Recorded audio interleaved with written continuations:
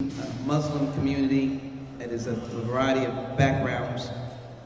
But it is my hope that we all could work together. And when we think about those communities, we think about the white community, Caucasian, all of us coming together and no one left out. So that has been the definition of part of my legislative agenda.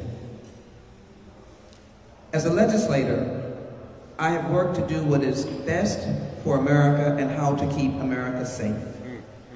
The colleagues that are here know my complete allegiance to my service on the Homeland Security Committee, my allegiance to my service on Judiciary and on Budget.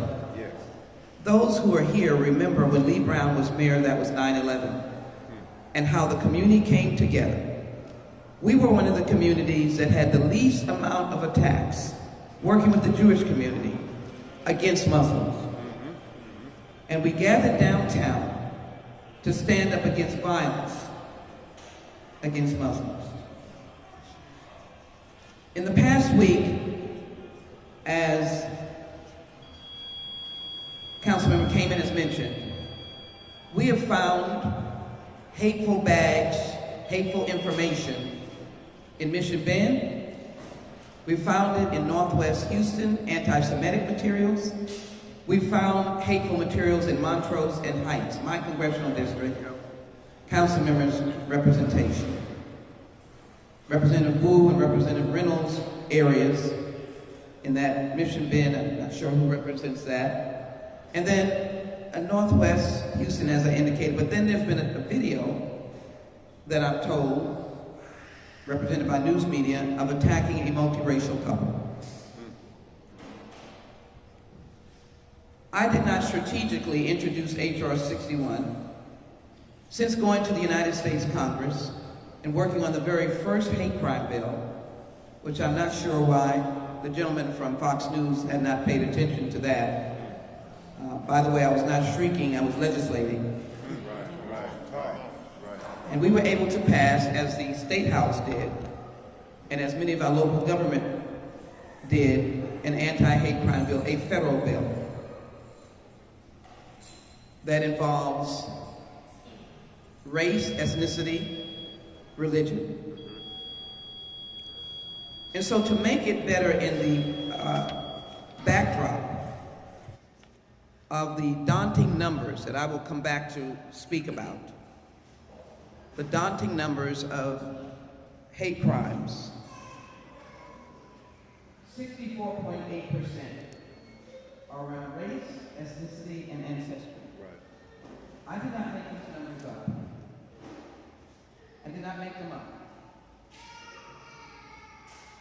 Numbers here are talking about hate crime incidences near your homes, 32%, highways, 16%, schools, 8.1%. They should not happen anywhere. And no religious community should suffer. And so I introduced H.R. 61, Leading Against White Supremacy, on the basis of the hearings that I participated in on Judiciary and on Homeland Security. And listening to the testimony of Director Wray, appointed by Donald Trump, you said that the increasing amount of domestic terrorism was grounded on the surge of white supremacy-based crimes. Our Pacific examples, the tragedy in Buffalo. This morning I spoke to the Council for the Family in Buffalo, and I look forward to renaming this bill after the oldest person who died on that day, who was taking care of her husband, who was still active in life, who was going to the grocery store. The gentleman said he did a data search and looked for the place where most African Americans lived. He drove to that site. The perpetrator in Mother Emanuel, the funeral of whom I went to, the pastor, there wasn't a dry eye in this huge, huge civic center, said he wanted to perpetrate a race war.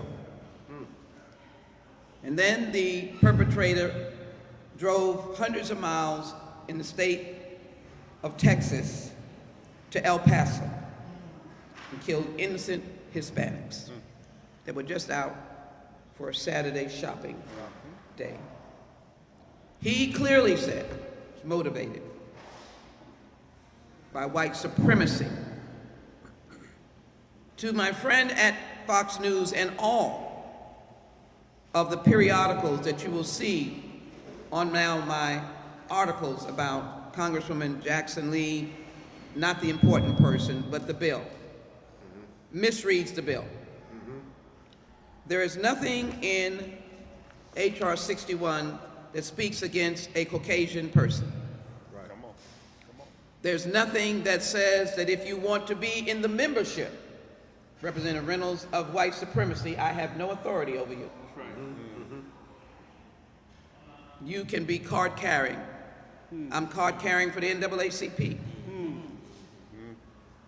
Card carrying for the National Bar Association.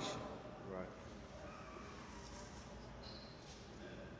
Card carrying and a collaborator with the Hispanic Caucus in Washington. One of their strongest advocates for the work that we do on immigration. What this bill speaks to specifically is white supremacy, and it amends, it's legislation by the way, it amends the hate crime bill, and it has race, ethnicity, and religion, and it has white supremacy motivated crimes. Right. That is distinctive from speech. That's right. I can read what the First Amendment says. You have the right to association, you have the right to freedom of religion, and speech, it is protected. So let me just make a forceful statement. I take umbrage and offense to the legislative process and democracy when you misdirect and provide misinformation that provokes people to anger. That's right. Because this bill was not written in anger. I wasn't angry sitting over the bill and interacting with legislative counsel. There was not an angry bone in my body. I knew there was a problem that had to be addressed. So this is not a statement bill. It's a crime bill. I chair the Crime Committee on Homeland Security, Terrorism, and it is about added penalties if you are indicted and ultimately convicted for white supremacy motivated crimes that result in Walmart, Buffalo, Mother Emanuel, and others.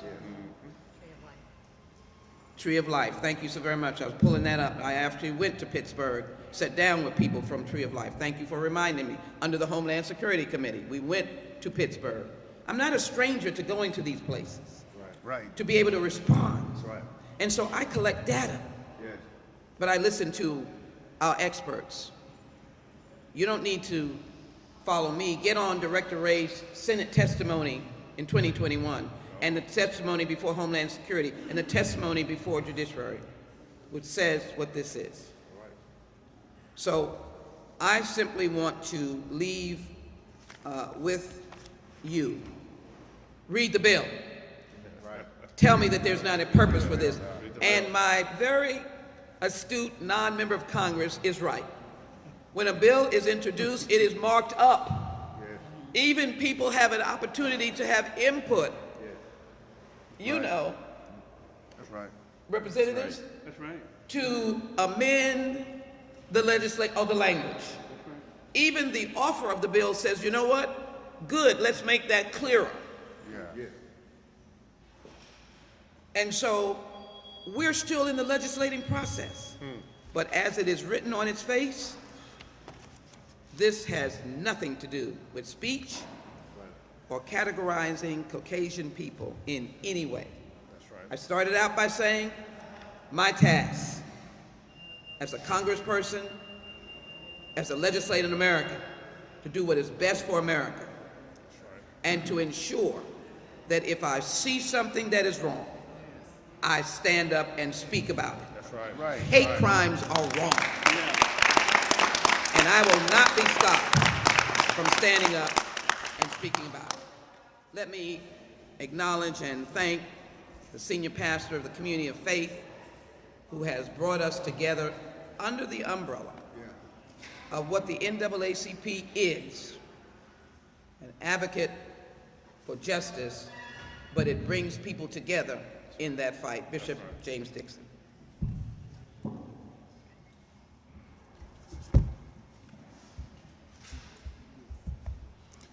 Let me say, we honor our Congresswoman on this morning, the esteemed and honorable Congresswoman Sheila.Jackson.Lee of the 18th Congressional District. Thank you so very much. That's right. And we honor you today as we stand in the Mickey Leland Federal Building here in downtown Houston. And to all of our elected officials who are going to speak in just a few moments, but let me just quickly mention, we're glad to have our county commissioner here, Adrian Garcia. We're honored to have with us, of course, Councilwoman Abby Kamen, you've heard from already, and certainly State Representative Ron Reynolds, Chair of the Texas Black Legislative Caucus, Gene Wu. and State Representative Gene Wu, who's with us as well. And Right here. I see Gene Wu, and of course, all of our elected officials, and then of course, the pastors who are here that we will acknowledge in just a few moments down the back of that. Oh. Thank you so very much. I do want to recognize Pastor Stephanie Wilkins of the St. John's Downtown Church. God bless you. Thank you, Ms. Wilkins. Thank you, Minister Wilkins. Thank you to Dr. Marcus Bonham, who is with the Tamina Church of Christ. And thank you for being with us as well. And Pastor Lou of the Antioch Baptist Church, Missionary Baptist Church, the oldest Black Baptist church in the city of Houston, the precursor to even ours, founded by the Reverend Jack Yates. We are honored to have all of these pastors and leaders who are here that will be referred to in just a few moments. Again, my name is Bishop James Dixon, pastor of the Community of Faith Church and presiding president of Kingdom Builders Global Fellowship, as well as the vice president of the Houston Metropolitan Ministers Conference under the leadership of Dr. Samuel Jackson Gilbert II, who sends his blessings, Congresswoman, as well.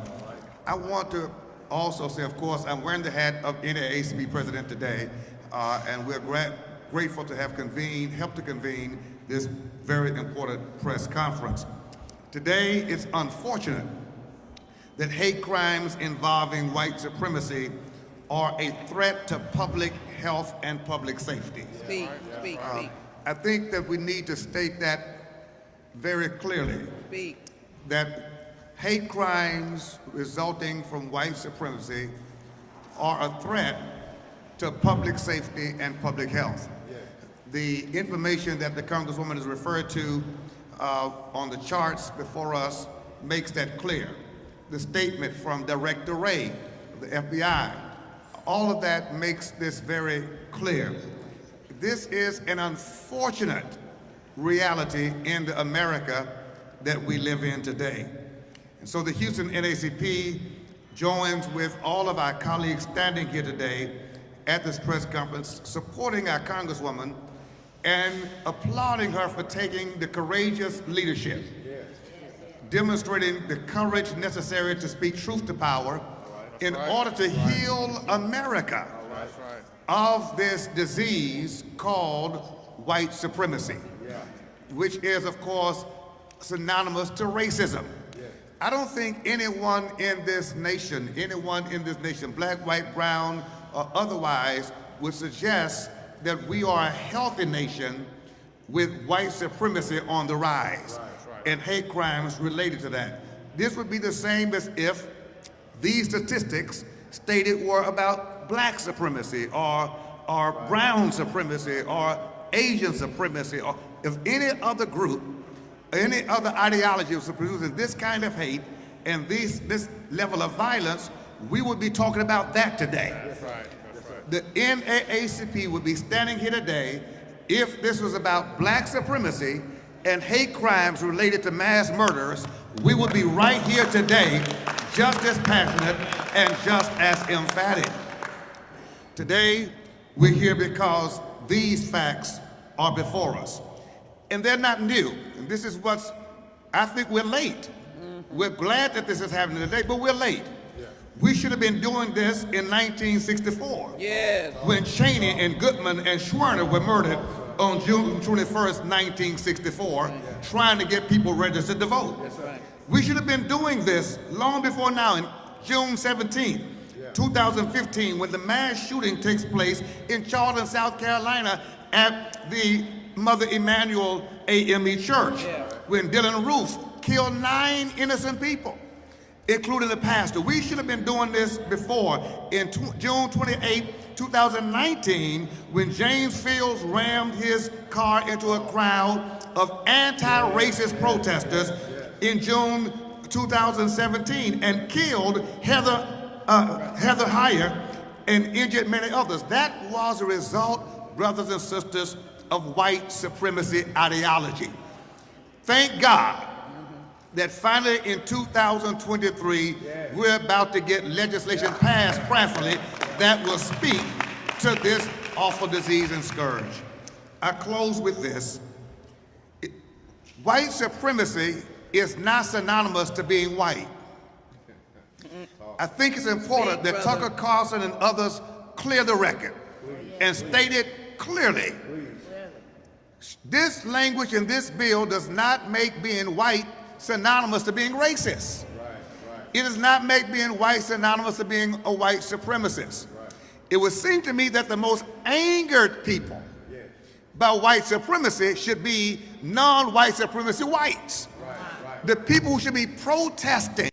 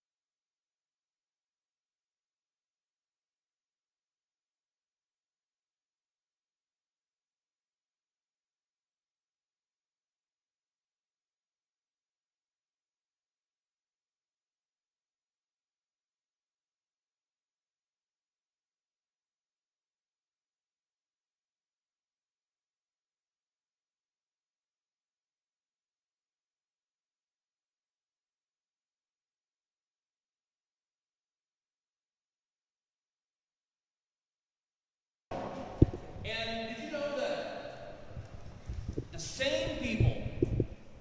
same people who go and say, whenever we say stop violence against African Americans, are the same people who go, well, come on, it's not a big deal. The same people, when we say stop anti-Asian hate, are the ones who say, oh, you're just being snowflakes, don't worry about it. Are also the same people when we say our children ought to be able to learn about Black history, and they say, why are you attacking white people? The same people when we say Black lives matter, they say, well, what about us? this attack on efforts to make sure that when people go out and incite violence, when people go out and incite hate, when people go out and tell people to get locked and loaded, to take it into their own hands, when to tell people those people are your enemies, the ones who don't look like you, go get them. The people who defend that, do not stand for American values. Because we are a country that may not have perfect equality, but we strive for it. And when there are people out there who say, we want you to go do things, we want you to go take care of those people that we don't like, that we disagree with, that don't look like us, that is un-American. We stand against that, and this law that the Congresswoman Jackson-Lee proposes would put into the books what we all as a society know to be common sense, right?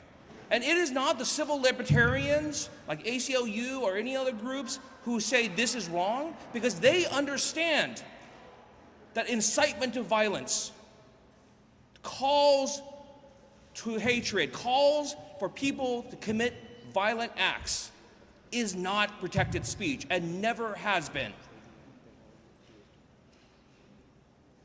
We stand here today to make America, to make our nation a more perfect union, and I say, God bless Congressman Jackson-Lee. Thank you so very much, Representative Wu. We appreciate you and thank you for your truth. We're also thankful to have with us today an ecumenical group of leaders, faith leaders in our community, and our friend, our colleague, our brother, Mark Tobin with the Anti-Defamation League is with us today, always on the forefront, always standing for unity, equality, and for justice. Thank you. Would you please speak now? He was attacked by ADM. Yes, he was attacked. Not ADM. But, yes, That's and the right. ADL. Yes, it Yeah, is. thank you, Bishop Dixon. It is a pleasure to stand with you all here today. This press conference was originally going to be outside, and I want to tell you that even if it was still outside in the cold and rain, I and everyone else would still be here standing with Congresswoman Sheila Jackson-Lee. And here's why.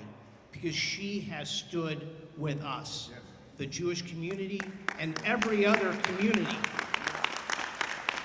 in this extraordinarily diverse city. Whether it was a year ago, we just acknowledged the 1-year anniversary of the hostage taking at Colleyville. Who was here to support the Jewish community? It was Sheila Jackson-Lee. In her 2 decades as a member of Congress, anytime we have had a need, when we have had the need for someone to speak out, to provide support, we never even had to ask. She volunteered. She came forward. And that's why I would stand outside in the cold, in the rain, with the Honorable Sheila Jackson-Lee. ADL, approximately a year and a half ago, suggested that Fox News part ways with Tucker Carlson because of his endorsement of the replacement theory. The replacement theory is responsible for motivating the killer at Pittsburgh's Tree of Life, motivating the killer at the El Paso Walmart, and many others. It is an atrocious theory that is both anti-Semitic and racist, and shouldn't be tolerated, much less by one of the largest cable networks in this country. That's right. We understand that white supremacy and extremism are more problematic today than they were a year ago, more problematic than they were 2 years ago, 5 years ago, and 10 years ago.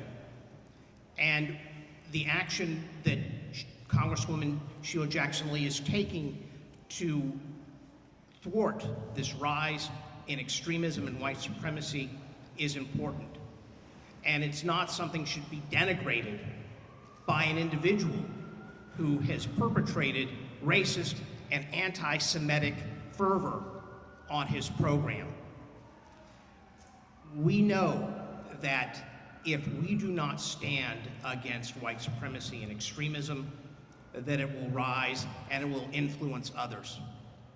We just had a survey that showed that anti-Semitic attitudes have dramatically increased in this country. That's not necessarily an accident. It starts with the extremes, but it does filter down into the mainstream. It becomes normalized. And that's when it becomes really dangerous. And it's efforts like this that we need so that we can thwart this growth of hate, whether it's anti-Semitism, racism, anti-AAPI. Now's the time that we have to take a stand. And it is my honor to stand with all these individuals here, and particularly the Honorable Sheila Jackson-Lee, in order to take a stand against white supremacy and extremism. On behalf of the ADL, thank you, Congresswoman.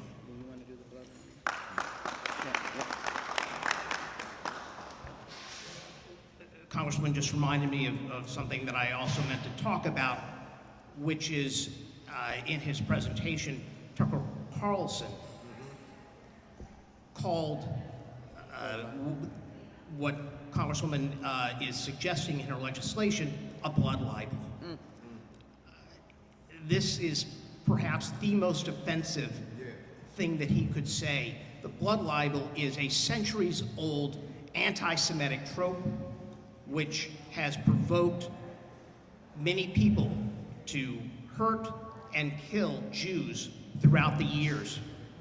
And here he has the audacity to suggest that this trope is being applied to white people in general. It is the height of racism, it is the height of anti-Semitism, that the response to an effort to thwart the rise of white supremacy and extremism is meant by trying to turn a trope on its head and apply it to a different group of people. We have to speak up, and not just us, but everyone. As someone mentioned before, yes, it's great that community leaders are speaking up, but it is incumbent on everyone in all walks of life to confront hate speech, anti-Semitism, racism, anti-AAPI, anti-Latin, all forms of hate. And we're at a tipping point. If we don't do it now, we're going to get to a place that we do not want to get to. And so once again, I just want to thank the Congresswoman for her efforts and for all those here. Thank you very much, Mark. We appreciate the work that the ADL does day in, day out, year in and year out. And the NAACP is always proud to partner with you and to stand with you as well. We have with us one of the iconic civil rights, human rights warriors in our community, a mentor, a brother beloved. We have seen his work, we've seen his action, and we know his courage. We're glad to have with us Mr. Johnny Mata.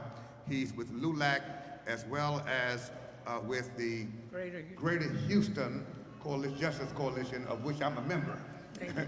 And thank you so very much. Let's welcome Mr. Johnny Mata at this time. Mata.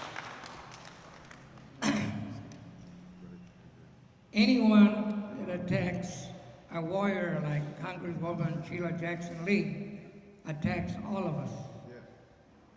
Unfortunately, I was eating breakfast when I found out about this news conference.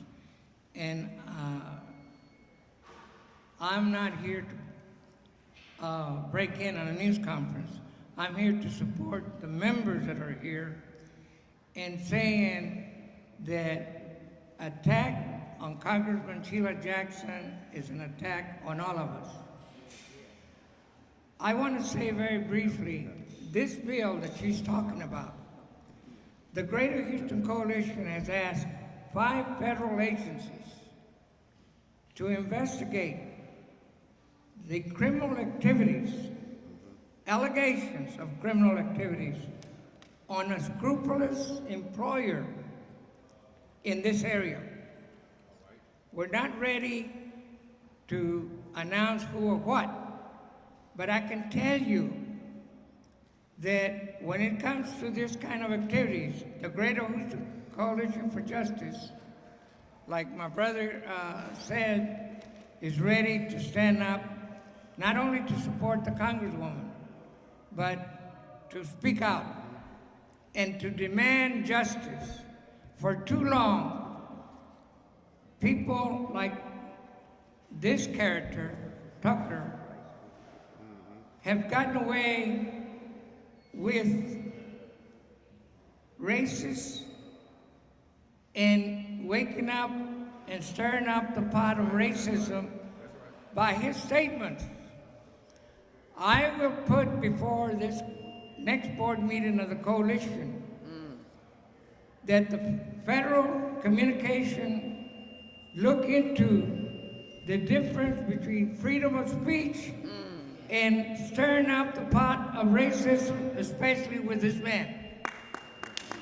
And that we need to guide not to silence speech, but to look out and make these people and bring them to their attention that exceeds freedom of speech, and they need to be sanctioned. Thank you very much. Thank you. Thank you very much, Mr. Johnny Mata. Always on point, always salient with your comments and courageous. We're also grateful to have with us today a young leader, a young warrior in our community who is always on the front lines when it comes to speaking up for civil rights and human rights. He's the leader of FIEL, our brother, our friend, Cesar Espinosa. Cesar, come on, please. Thank you, Bishop Dixon. My name is Cesar Espinosa, and I'm Executive Director of FIEL. And I want to start off with just something very simple. Is why am I able to stand here?